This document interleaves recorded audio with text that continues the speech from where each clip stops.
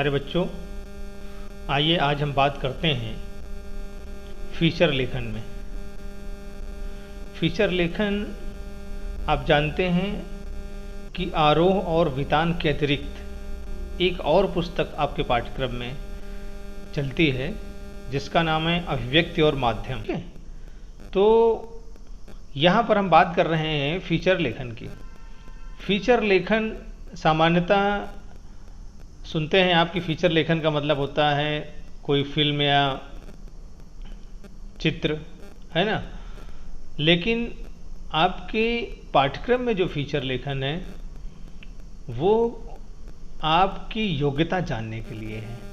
Feature लेखन कक्षा 11 और 12 दोनों में आता है।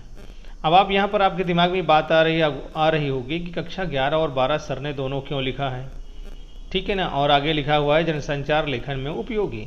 तो देखिए, ऐसा है कि मैंने ये चीज़ देखी है कि विगत 2-3 वर्षों में कभी कक्षा 11 में फीचर लेखन लिखवाया जाता है, कभी कक्षा 12 में फीचर लेखन लिखवाया जाता है।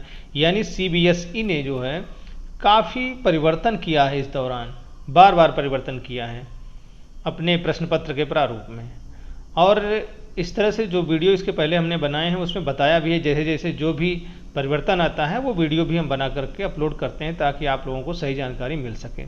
लेकिन आज का हमारा उद्देश्य ये है कि चूंकि फीचर लेखन रहता है कक्षा 11 या 12 में, तो हमें इसको जानना ज़रूरी है अभी इसलिए। और दूसरी चीज़ ये भी है कि अगर आप भविष्य में मीडिया के क्षेत्र में जाएंगे, हाँ, या जनसंचार के क्षेत्र में जाते हैं, तो उसमें भी जब आप समाचार पत्र लिखेंगे या कोई रचनात्मक लेखन कार्य करना चाहते हैं तो उसमें भी ये फीचर लेखन उपयोगी रहता है, ठीक है। और ये आपके पाठ्यक्रम में जो प्रश्न पत्र होगा उसमें 3 या 5 अंक आता है, कभी कभी 3 अंक का हो जाता है, कभी कभी 5 अंक का करते हैं। तो उसी के दृष्टिकोण से आपको लिखना भी है, ठीक है।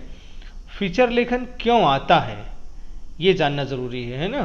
क्यों आता है? क्योंकि विद्यार्थी की भाषा ग्रहण क्षमता, आपने अब तक जो पढ़ा है या हिंदी भाषा में जो सीखा है या आपके शिक्षक ने जो बताया है आपको, आपने कितना ग्रहण किया है उसको, उस क्षमता का आकलन आपको फीचर लेखन में किया जाता है, ठीक।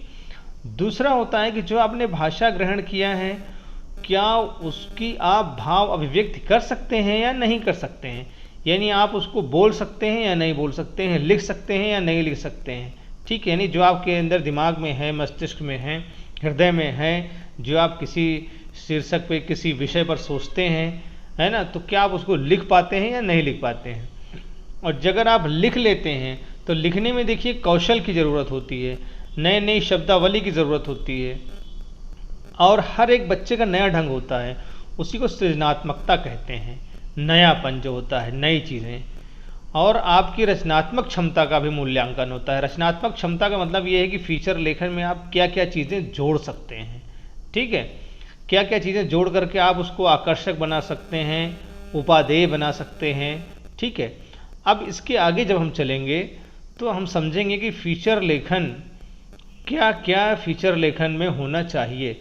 सामान्यतः ये प्रश्न होता है कि फीचर लेखन तो निबंध की तरह से भी लिखा जाता है, आलेख की तरह से लिखा जाता है कि आलेख क्या है, निबंध क्या है, फीचर क्या है। तो प्यारे बच्चों, मैं आपको यहाँ ये बताना चाहूँगा कि सबसे पहले आपको बिल्कुल कंफ्यूज नहीं होना है, यानी आपको बिल्कुल संदेह में पड़ना ही नहीं है। आप सिर्फ दिमाग इतना स्थिर कर लीजिए कि मुझे जो शीर्षक मिला है, जो विषय मिला है, मैं उसमें लिखूँगा बस, ठीक। हम यहाँ पर अभी आपको बताएंगे कि फीचर में किन किन चीज़ों को आपको ध्यान रखना है। तो हो सकता है कि आपका जो संदेह हो पूरी तरह से दूर हो जाएगा। और दूसरी चीज़ ये है कि देखिए, इंसान ही सब चीज़ें करता है। आप भी एक अच्छे इंसान हैं, आप भी कर सकते हैं, ये कॉन्फिडेंस आपके अंदर, ये आत्मविश्वास आपके अंदर होना चाहिए। बिल्कुल भी घबराने की ज़रूरत नहीं है। तो आइए हम बात करते हैं कि फीचर में क्या क्या चीज़ें हो सकती हैं। क्योंकि फीचर भी देखिए 200 शब्दों का लगभग होता है, ठीक है। आलेख भी इसी तरह से होता है, निबंध भी होता है। तो क्या भिन्नता है उसमें, ये आपको समझना है। और फीचर लेखन में देखिए सबसे पहली चीज़ तो क्या है कि भाषा जो है आपकी वो सरल और सहज होनी चाहिए, ठीक। यानी सरल सहज भाषा में लिखना है। आप ये मत सोचिए कि मैं बहुत साहित्यिक भाषा में इसको लिखूंगा, ठीक है ना। फीचर का मतलब ये है कि सरलता हो, उसमें सहजता हो, पढ़ने में लोगों को आसानी हो, ठीक है, लोगों को आकृष्ट कर ले, सामान्य आदमी भी पढ़े तो उसके समझ में आ जाए। तो देखिए पहली ही चीज़ में आपकी बात क्लियर हो गई, यानी आपको विद्वान बनने की ज़रूरत नहीं है, अब विद्वान होने की ज़रूरत नहीं है। आप ये मत घबराइए कि मैं विद्वान नहीं हूँ तो मैं कैसे लिखूँगा, आप विद्वान हैं। जिस स्तर पर आप विद्यार्थी हैं, कक्षा 11 के हैं, कक्षा 12 के हैं, जितना आपको जानकारी है उसको सरल सहज भाषा में लिखना है आपको। दूसरी बात आती है कि मनोरंजन पूर्ण भाषा होनी चाहिए। मनोरंजन पूर्ण भाषा का मतलब ये है कि लोक भाषा की शब्दावली है, यानी मनोरंजन पूर्ण भाषा में आप मुहावरेदार भाषा का प्रयोग कर सकते हैं, हास्य और व्यंग भाषा का भी प्रयोग कर सकते हैं, ठीक है। जब मनोरंजन पूर्ण भाषा रहेगी तो फीचर लेखन ज़्यादा आकर्षक होता है, ज़्यादा अच्छा माना जाता है, ठीक। तो अब इसके बाद देखते हैं तो डेटा, मतलब ये है कि आप फीचर में चाहें, जैसे बहुत से फीचर होते हैं, फीचर कई प्रकार होते हैं, अभी हम इसके आगे बताएंगे। तो उसमें आप जैसे मान लीजिए आर्थिक विषय पर कोई फीचर आप लिख रहे हैं, ठीक है, या कोई जनसंख्या पर लिख रहे हैं आप फीचर, तो उसमें आप डेटा भी दे सकते हैं, ठीक। आज आप डेटा दे देंगे तो और आकर्षक रहेगा वो फीचर, लोग आकृष्ट होते हैं फीचर पढ़ने के लिए। जो समाचार पत्रों में फीचर आता है उसमें डेटा रहता है, चित्र रहते हैं, ठीक है। तो अगर ऐसा कोई विषय, ऐसा कोई शीर्षक आपकी परीक्षा में आता है और उसमें रहता है तो आप, और अगर आपको डेटा याद है तो आप उस डेटा को कर दीजिए, बना दीजिए उसमें, ठीक है ना। डेटा है, सिंबल है, ठीक, ग्राफ है, चित्र है, आंकड़े हैं, वो सब आप इसमें दे सकते हैं। इसके बाद जो है बात आती है तो चित्र, मैंने आपको बताया कि चित्र आप दे सकते हैं, लिख सकते हैं उसमें, ठीक। और ऐसा लिखना है आपको कि लगे कि आपका भी अपना विचार है उसमें, यानी उस विषय पर आप क्या सोचते हैं, आपको अपना विचार लिखना है, ठीक है। मैं अभी एक उदाहरण के माध्यम से भी आपको इसमें समझाने की कोशिश करूंगा और आप समझ जाएंगे कि कैसे लिखा जाता है इसको, ठीक। तो अभी यहाँ स्वयं का अभिमत का मतलब ये है कि मेरा ये मानना है, जैसे हम लिखते हैं कि मैं ये सोचता हूँ, मेरा अपना अभिमत ये है, मेरा दृष्टिकोण ये है, तो जो भी विषय दिया रहेगा, ठीक, इस तरह से जब आप लिखेंगे तो स्वयं का अभिमत हो जाता है उसमें, ठीक है ना। अब इसके बाद देखिए अगला जो पॉइंट है वो है क्या, रोचकता। रोचकता का मतलब ये है कि जब हास्य का पुट होगा, व्यंग का पुट होगा उसमें, ठीक है ना, और मनोरंजक पूर्ण भाषा होगी तो उसमें रोचकता अपने आप विद्यमान रहेगी। रोचकता का भी होना जरूर, रुचिपूर्ण शब्दावली हो उसमें, ठीक। फिर आगे हैं, एक चीज़ इसमें गलतियां करते हैं बच्चे, जो मैंने इसलिए इसको जो है लाल ग्राफ से इसको अंकित किया है इसमें, लाल चित्र से, कि पैराग्राफ में आपको लिखना है। कितनी भी बार बच्चों को बताया जाता है तो गलतियां करते हैं, ये गलतियां बच्चों नहीं करना है, आपको कम से कम 2 या 3 पैराग्राफ में उसको चेंज करके लिखना है, ठीक है। लेकिन पैराग्राफ चेंज करते समय ये ध्यान रखें कि संश्लिष्टता हो। संश्लिष्टता का मतलब ये है कि विचारों का क्रमबद्ध अभिव्यक्ति हो, ठीक है, विचारों की क्रमबद्ध अभिव्यक्ति होनी चाहिए, यानी जो शीर्षक है, जो विषय आपको मिला है उसकी आप क्रमबद्ध अभिव्यक्ति करेंगे, ठीक। कोई भी जो भी विषय मिला हुआ है तो संश्लिष्ट का मतलब चिपका हुआ, संश्लिष्ट का मतलब चिपका हुआ। चिपका हुआ क्या चिपका हुआ, विचारों और भावों की जो प्रस्तुति आप फीचर लेखन में कर रहे हैं वो एक दूसरे से क्रम से हो, यानी एक शुरुआत हो और एक अंत हो उसका।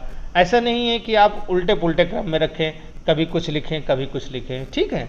अब इसके बाद जब हम आगे चलते हैं तो ये तो सबसे बड़ी चीज़ है भाई, हर एक कार्य का कोई ना कोई उद्देश्य होता है, तो फीचर लेखन का भी एक उद्देश्य होना चाहिए जो आप रहें, ताकि लास्ट में आपको ये कि मेरा ये मानना है, यानी जो पाठक पढ़े उस फीचर को या परीक्षक आपकी कॉपी का मूल्यांकन करे आपकी उत्तर पुस्तिका का, तो उसको ये पता चल जाए कि हाँ बच्चे ने अपना अभिमत दिया है और इस पूरे फीचर का कुछ ना कुछ उद्देश्य निकल रहा है। आपको ये ध्यान रखना है कि जो प्रश्न आपको दिया गया है, क्या आप उस प्रश्न को पूर्णतया प्रस्तुत करने में सफल हुए हैं या नहीं हुए हैं, यह भी आपको ध्यान में रखना होगा, ठीक है। अब देखिए इस तरह से आप समझ गए कि फीचर क्या है। फीचर किसी भी विषय अथवा शीर्षक पर आकर्षक भाषा में सुव्यवस्थित, सृजनात्मक एवं आत्मनिष्ठ लेखन फीचर कहलाता है। ये परिभाषा हो गई इसकी, ठीक है। आप समझते हैं सुव्यवस्थित का मतलब होता है व्यवस्थित ढंग से, क्रमबद्ध तरीके से आपको प्रस्तुत करना है। जैसे हमने बताया संश्लिष्टता होनी चाहिए विचारों और भावों की। सृजनात्मकता का मतलब है कि नवीनता हो, मुहावरेदार भाषा हो, सरल सहज भाषा हो, रोचकता हो, हास्य व्यंग हो, ठीक है। और ऐसा लगे कि हाँ आपने कुछ नया जोड़ा है, कहीं से पूरा कॉपी पेस्ट नहीं किया है। आत्मनिष्ठ का मतलब ये है कि आपके स्वयं के विचार होने चाहिए, स्वयं की अभिव्यक्ति होनी चाहिए, स्वयं की सोच होना चाहिए, स्वयं का दृष्टिकोण होना चाहिए, तो वो लेखन जो है फीचर कहलाता है। अब इसके बाद आता है, देखिए अगर इसको आप सम्मिलित रूप से कहना चाहें तो तथ्य, कथन एवं कल्पना का समन्वित रूप। तथ्य का मतलब कोई जो विषय मिला है उसका कोई ना कोई घटना होगी, कोई विषय होगा, उसमें से संबंधित चित्र होंगे, उससे संबंधित आंकड़े होंगे, उससे संबंधित बातें होंगी, है ना, तो उसका विवरण होगा, तो वो। और कथन का मतलब जो आप कहना चाहते हैं, जो आप कह रहे हैं, जो आपको कहना है, ठीक है। इन दोनों चीज़ें के अलावा कल्पना, अर्थात आपको कल्पना भी करनी है कि मैं इन विषयों में और नया क्या जोड़ दूं, किस ढंग से इसको अच्छे ढंग से मनोरंजक रूप से प्रस्तुत कर दूं कि ये जो मेरा फीचर है ये पूरी तरह से आकर्षक बन जाए। ठीक, अब आइए बात करते हैं फीचर के प्रकार पर। फीचर के प्रकार देखिए, समाचार फीचर होता है, जो समाचार पत्र आते हैं उसमें जो है समाचार फीचर दिया जाता है, उसमें फोटो भी रहते हैं, चित्र भी रहते हैं, आंकड़े रहते हैं, ठीक है। फिर लोकाभिरुचि फीचर, लोकाभिरुचि का मतलब ये है कि आम जन की रुचियों से संबंधित जो फीचर होते हैं वो भी पत्रिकाओं और समाचार पत्रों में होते हैं, उन्हें कहते हैं लोकाभिरुचि फीचर। विश्लेषण फीचर यानी किसी के चरित्र या व्यक्तित्व है, कोई प्रसिद्ध पर्सनालिटी है, प्रसिद्ध व्यक्तित्व है, उसके बारे में लिखते हैं, या कोई ऐसी घटना है या कोई ऐसा निर्णय है कि समाज या राजनीतिक निर्णय है उस पर विश्लेषण करना, वो भी फीचर है।